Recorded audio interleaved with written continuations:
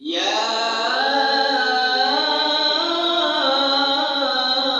أيها الذين آمنوا صلوا عليه وسلموا تسليما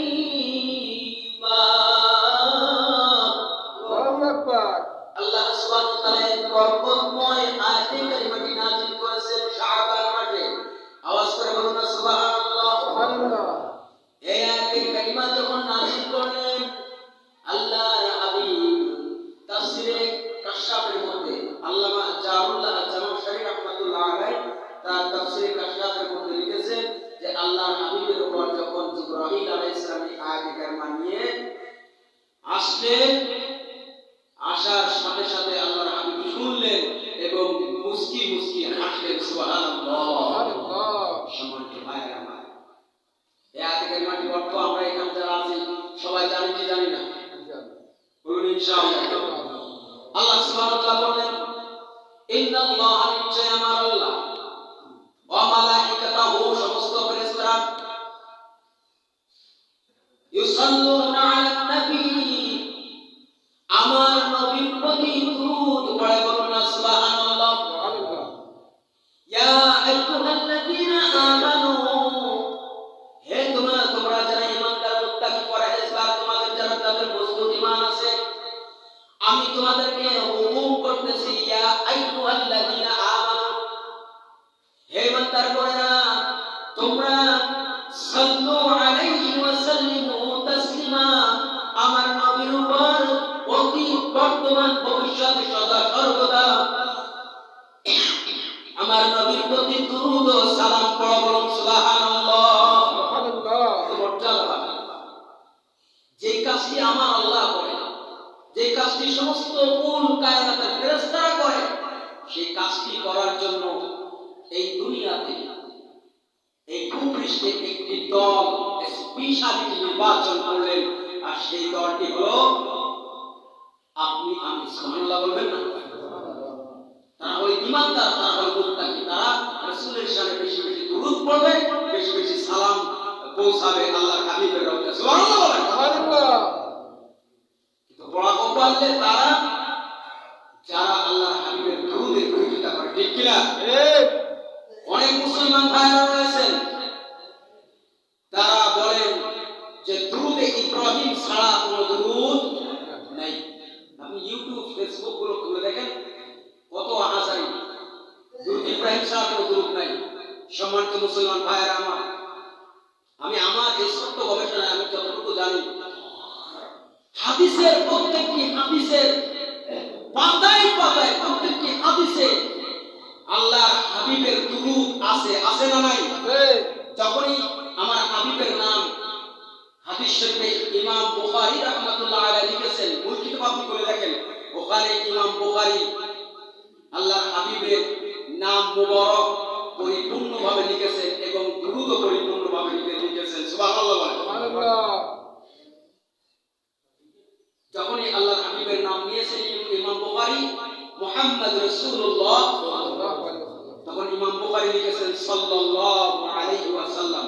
এগুলো কি তোমরা কি চোখে দেখো না? আল্লাহর হাবিবের দুশমন, এরা হলো আল্লাহর হাবিবের চূড়ান্ত দুশমন, ঠিক কি না বলেন? আমার তো ভাইরা আমার, একান্ত প্রিয়জনের আমার, একটু খেয়াল করেন, আমাদের ঈমান মজবুত রাখতে হবে। ঈমান নাই তো আমলের কোনো দাম নাই। যদি আপনার সংখ্যা না থাকে তাহলে জিরো কি কোনো দাম আছে? কত দাম? জিরো দাম আছে না। সংখ্যা থাকার প্রয়োজন, ওই সংখ্যাটি হলো ঈমান। সংখ্যাটি হলো কি? ঈমান। আর ঈমান থাকে প্রত্যেকটা ঈমানদারের কলবের মধ্যে। কোথায়? কলবের মধ্যে থাকে। সম্মানিত ভাইরা আমার, একান্ত আপনজনের আমার, আমরা যে মাসের মধ্যে রয়েছে এই মাসটি অত্যন্ত বরকতময়, তার চেয়ে আরো বেশি বরকতময় হলো শাবান মাস। সুবহানাল্লাহ। সুবহানাল্লাহ। শাবান মাসে আল্লাহর হাবিব বলেছেন, ইমাম বাইহাকি রাহমাতুল্লাহ আলাইহি লিখিত একটি গ্রন্থ আপনি দেখে নেবেন, আমি নাম্বার বলে দিচ্ছি। ইমাম বাইহাকী রাহমাতুল্লাহ আলাইহির কিতাবে শুআবুল ঈমান,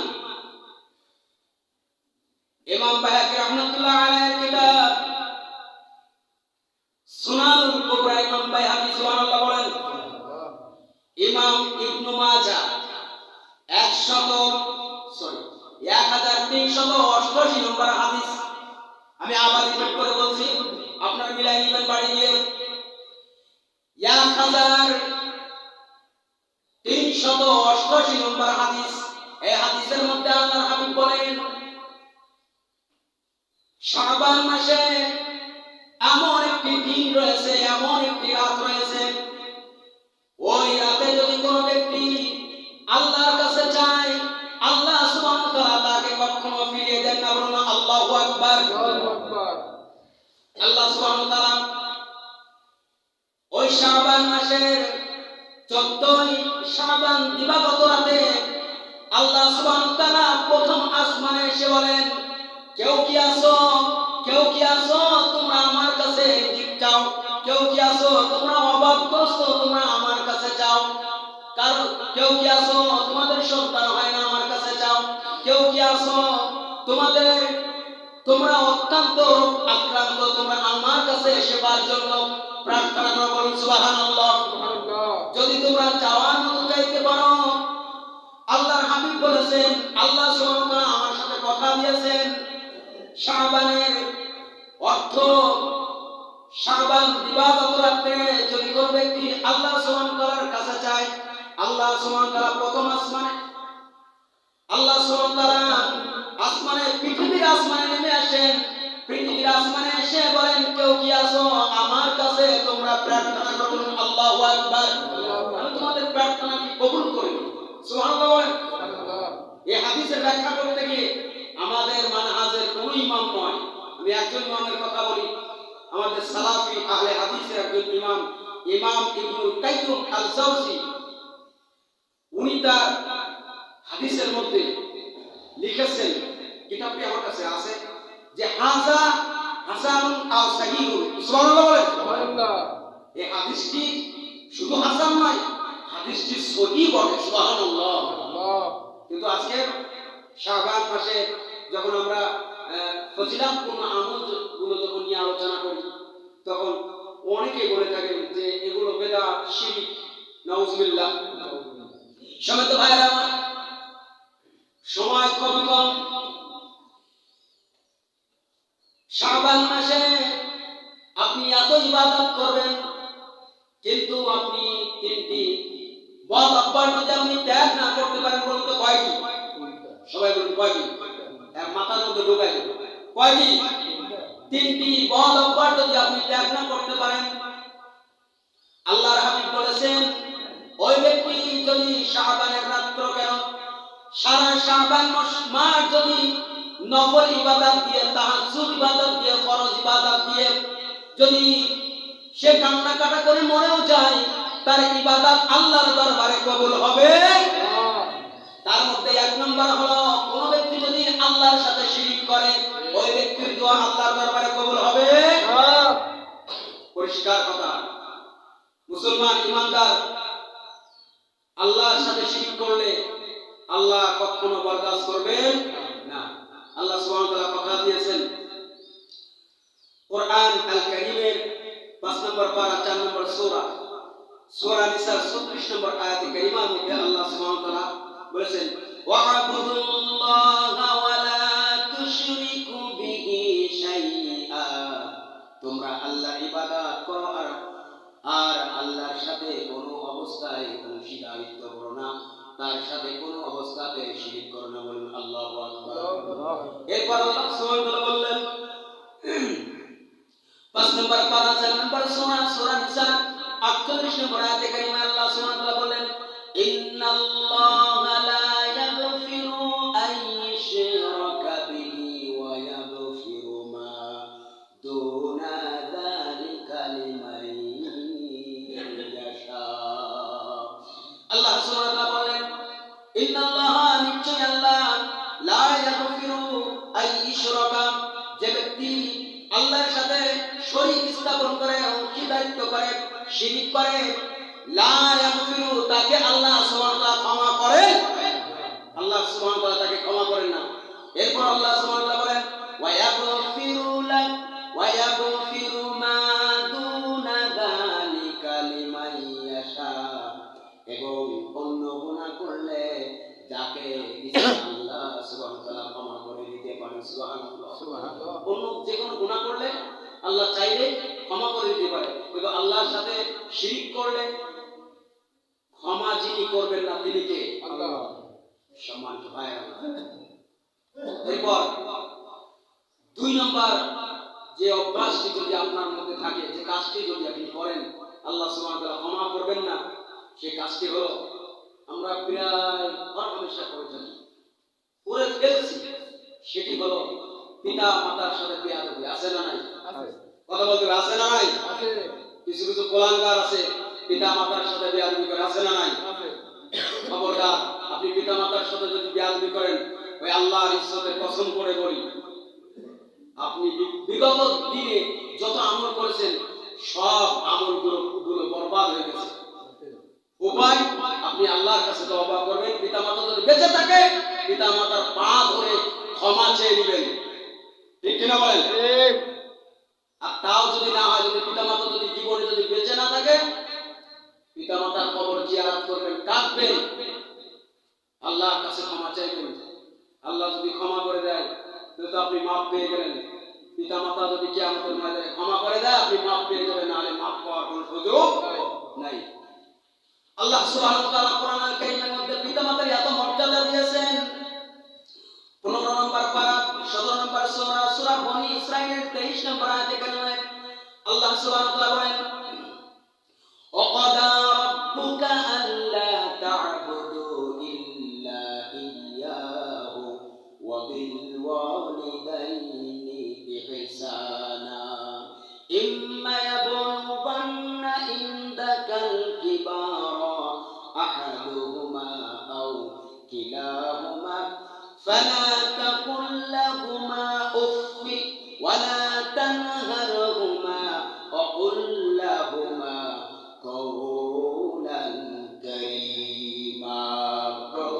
الله أكبر، الله سبحانه وتعالى وَقَضَى رَبُّكَ أَلَّا تَعْبُدُوا إِلَّا إِيَّاهُ وَبِالْوَالِدَيْنِ إِحْسَانًا।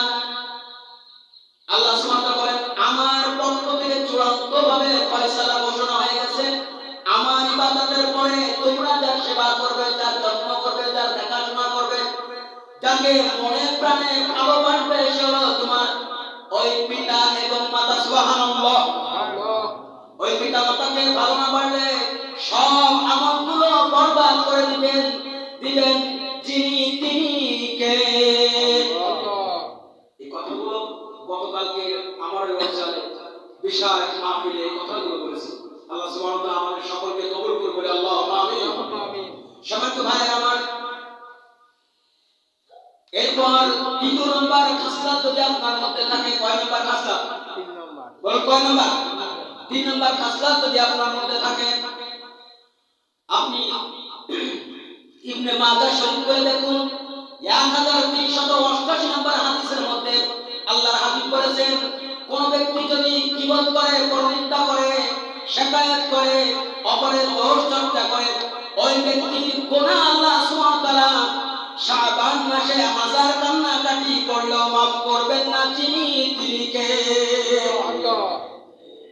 1000 কান্নাকাটি করবেন, শাবান মাস আসতেছে, শবে বরাত এর সময় আসতেছে, 15ই শাবান, নিসফুল শাবান আল্লাহর হাবিবের ভাষায়, ওই রাতে আপনি জম্মের কান্না কাঁদলেন আর কত কিছু করলেন, কিন্তু আপনি তওবা করলেন না।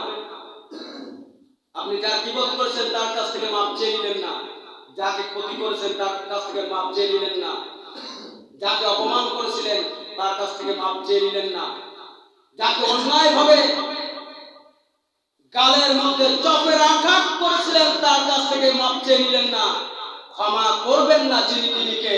আল্লাহ। এটি আমার কথা নয়, আমি আবারও হাদিসের নাম্বার বলে দিচ্ছি। হাদিস হলো ইবনে মাজাহ শরীফ 1000 388 নম্বর হাদিস। হাদিসটি সহিহ।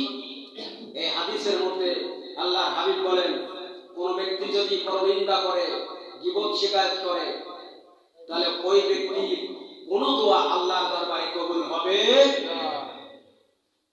সম্মানিত ভাইরা আমার, এই তিনটি বদ অভ্যাস কি ত্যাগ করা যাবে? মনে কি বল নাই? বলুন ইনশাআল্লাহ। বলুন চেষ্টা করব ইনশাআল্লাহ তাআলা। সম্মানিত ভাইরা আমার, আপনাদেরকে শিখতে হবে, জানতে হবে। এখন তো মোবাইল, ইন্টারনেট, তথ্য প্রযুক্তির যুগ। ওয়াজ আমাদের পকেটের মধ্যে, ঠিক কি না? এই জন্য শুধু শুনলে হবে না, মানতে হবে। বলুন তো কি করতে হবে? আপনি যতটুকু জানেন ততটুকু মানেন, যতটুকু জানেন ততটুকু মানেন। আমার বিশ্বাস, আমার দৃঢ় বিশ্বাস, দৃঢ় প্রত্যয়ের বিশ্বাস, আপনাকে আল্লাহ সুবহানাহু ওয়া তাআলা যতটুকু জানেন ততটুকু আমল করার কারণে আপনার জীবনের সমস্ত গুনাহগুলো মাফ করে দিয়ে আপনাকে জান্নাতের মেহমান বানিয়ে দিবেন। সুবহানাল্লাহ। সম্মানিত ভাইরা আমার, এজন্য সামনে শবে বরাত, আমরা এখন থেকে প্রিপারেশন নেই, প্রস্তুতি নেই। আল্লাহর হাবিব এই রজব শাবান মাস আসলে আল্লাহর হাবিব বেশি বেশি ইবাদতে মগ্ন থাকতেন, ঠিক কিনা? আল্লাহর হাবিব রজব মাসে 10টি রোজা থাকতেন, এরপর শাবান মাসে 20টি রোজা থাকতেন, রমজানুল মুবারকে 30টি রোজা দিয়ে রমজানুল মুবারককে বিদায় জানাতেন। সুবহানাল্লাহ। সম্মানিত ভাইরা আমার, আসুন আমরা বেশি বেশি ইবাদত বন্দেগী করি। জীবনে যত গুনাহ করেছি, সমস্ত গুনাহ থেকে আমরা আমাদের গুনাহগুলো মনে করে করে আমরা ক্ষমা চাইবো কার কাছে? আল্লাহর কাছে। ক্ষমা চাইলে আল্লাহ কি রাগ করেন না খুশি হয়ে যান? সবচেয়ে খুশি হয়ে যান। আমরা কত গুনাহ করেছি, আবার তওবা করেছি, আবার গুনাহ করেছি, আবার তওবা করেছি, আবার গুনাহ করেছি, ঠিক কি না? এজন্য আমরা বেশি বেশি তওবা করি, খালেস নিয়তে তওবা করি যে গুনাহটি করেছি আর মৃত্যুর আগ পর্যন্ত ওই গুনাহটি আমি আর করব না। তওবার নিয়ম হলো এই, তওবার প্রথম শর্ত হলো যে গুনাহটি আমি করেছি, ওই গুনাহটি আর পুনরায় মৃত্যুর আগ পর্যন্ত আমি করব না। আল্লাহ সুবহানাহু ওয়া তাআলা আমাদের সকলকে কবুল করে। আল্লাহুম্মা আমিন।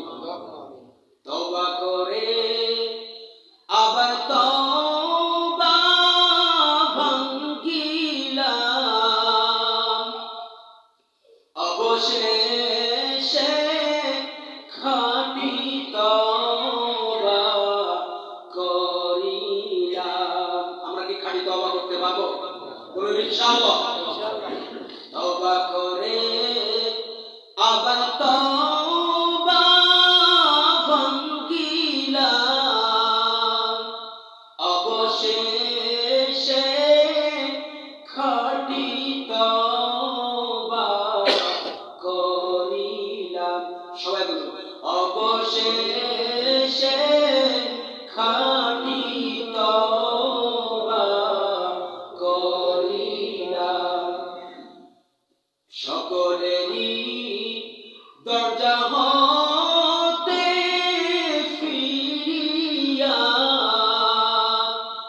আপনার দরজায় রইলাম আমরা পড়িয়া, আপনার দরজায় রইলাম আমরা পড়িয়া। এ জীবনে না করিলাম বন্দেগী, এ জীবনে না করিলাম বন্দেগী, অবশেষে খাঁটি তওবা করিলাম, অবশেষে খাঁটি